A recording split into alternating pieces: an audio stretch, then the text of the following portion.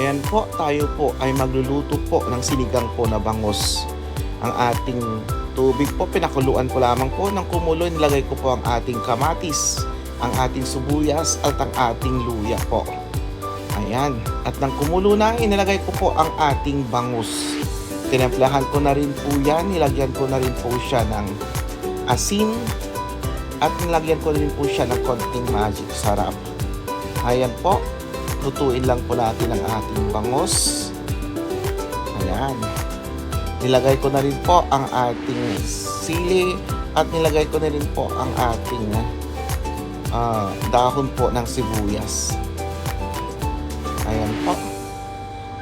Lutuin lang po natin at ilalagay ko na po ang ating pang ibang mga sangkap. Andyan na po.